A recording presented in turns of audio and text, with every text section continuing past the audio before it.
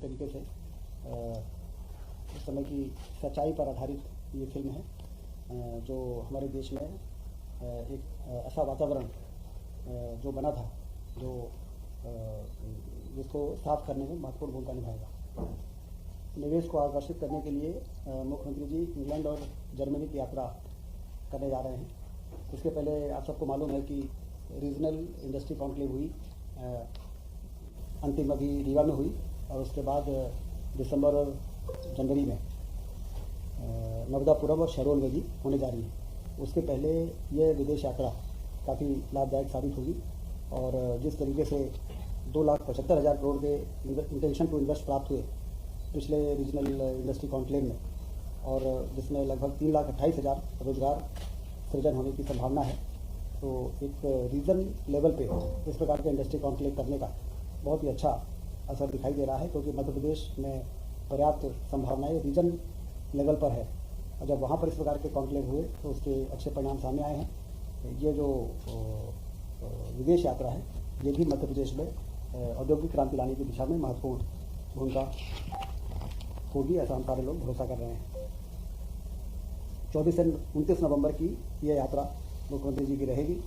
मोहासा जो बाबई औद्योगिक क्षेत्र, उसमें विद्युत और नवकरणीय ऊर्जा के यंत्रों को बनाने के लिए जो जमीन आवंटित की गई थी, उसमें फिर से लोगों का निवेश करने का और भी लोग सामने आ रहे हैं, जो उसके विस्तार के लिए, औद्योगिक क्षेत्र के विस्तार के लिए भी 441 एकड़ भूमि और उद्योग विभाग को आरक्षित की गई है।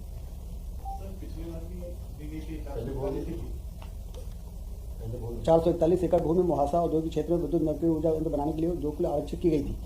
राज्य सरकार के इस निर्णय के क्रम में 26 उद्योगों के ऑनलाइन इन्वेस्ट करने के जो प्रस्ताव प्राप्त हुए, जिसमें 25,000 करोड़ के निवेश की संभावना है। अत्यधिक उत्साहवर्धक रिस्पांस के दृष्टिगत अधिक भूमि उक्त प्रयोजन के लिए प्रदान करने हेतु अतिरिक्त भूमि आरक्षित किए जाने का प्रस्ताव 3 दिसंबर की मंत्रिमंडल की बैठक में स्वीकृत करने का प्रस्ताव किया जाएगा। तो उसमें एक्चुअल में कितनी और जमीन आरक्षित होगी वो फिगर सामने आएगा।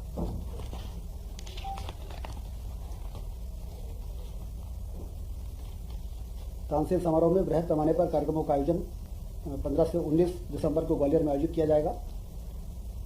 गांधीनगर में गुजरात सरकार के साथ जो चर्चा हुई, उसमें सीएम डैशबोर्ड, गिफ्ट सिटी तथा रिवर साइड डेवलपमेंट का अवलोकन किया गया है।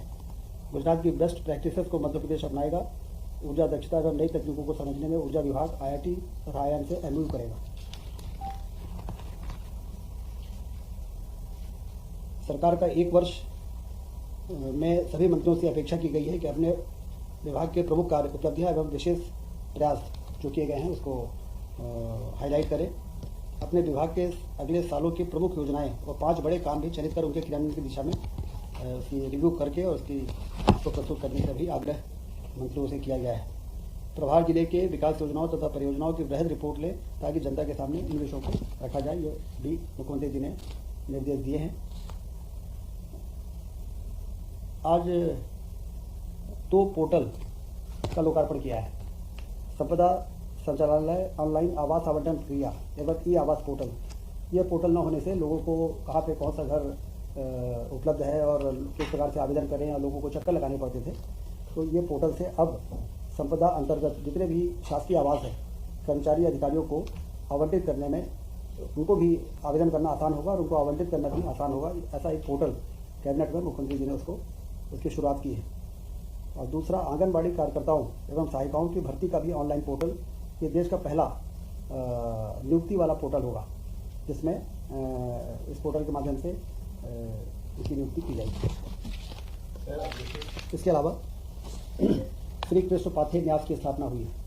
भगवान श्री कृष्ण अपने उनकी जीवन गाथा और वो उनका पद कहाँ कहाँ पड़ा है, उस सब जगहों को नोटिफाई करना और वहाँ पर लोगों को एक वहाँ पर आने जाने के लिए स्थिति निर्मित करना, इसके लिए एक न्यास का गठन किया गया, जिसका नाम दिया गया है श्री कृष्ण पाथेय न्यास। इसमें 28 सदस्य होंगे, 23 शासकीय सदस्य होंगे और 5 अशासकीय सदस्यों को 3 वर्ष के लिए नामांकित किया गया है। और इसमें जब वो पूरा मार्ग नोटिफाई हो जाएगा तो उस क्षेत्र के जो मंत्रिमंडल के सदस्य होंगे वो भी उसके पदेन मेंबर रहेंगे। और इसका जो उद्देश्य है वो उसको प्राप्ति के लिए शोध रिसर्च होगा, सर्वेक्षण एवं विकास कार्य के लिए आवश्यकता अनुसार विशेषज्ञ समितियों का गठन किया जाएगा। और जिस तरह से राम गमन पथ का गठन हुआ और उस पर काम की योजना बन रही है, उसके प्रोजेक्ट बन रहे हैं, और जो हमारे श्रद्धालु हैं उनके लिए बहुत ही उत्साह का विषय रहा है।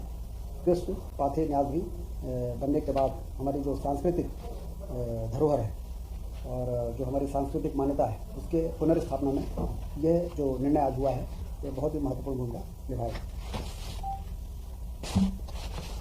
स्वास्थ्य विभाग में 209 नर्सेस की भर्ती का निर्णय भी हुआ है।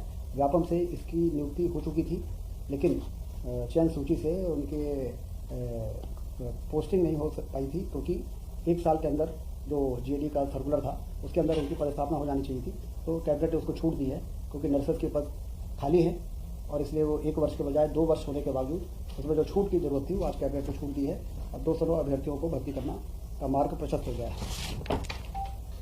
उज्जैन जिले में Ingoriya Unhel 23.71 kilometre 2 lane with paved shoulder 10 metre चौड़ी सड़क 127.63 करोड़ की जो MPRDC के माध्यम से विकसित होना है उसकी अनुमति आज कैबिनेट ने दी है।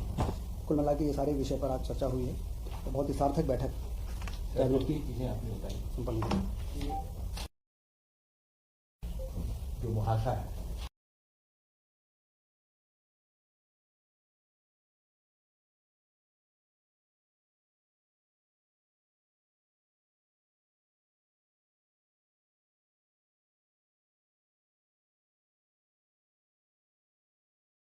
जमीन में से तो जो पहले वहाँ पर एक बड़ी कोका कोला कंपनी को ज़मीन आवंटित हुई थी और बाद में जब वो कंपनी निवेश नहीं कर पाई तो उसी ज़मीन में 441 एकड़ दिया था ये रिन्यूएबल एनर्जी के इक्विपमेंट बनाने के लिए और एनर्जी डिपार्टमेंट के जो इक्विपमेंट को बनाया था। अभी हमारे पास ज़मीन पर्याप्त है।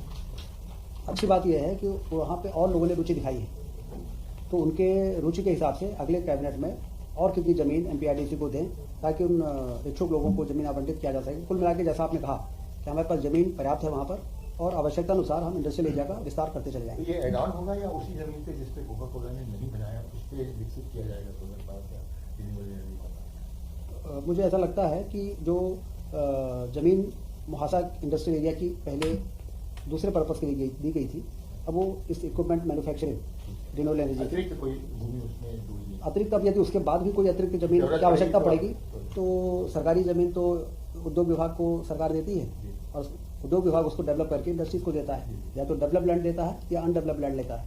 तो जिस प्रकार की आवश्यकता होती है निर्णय होगा।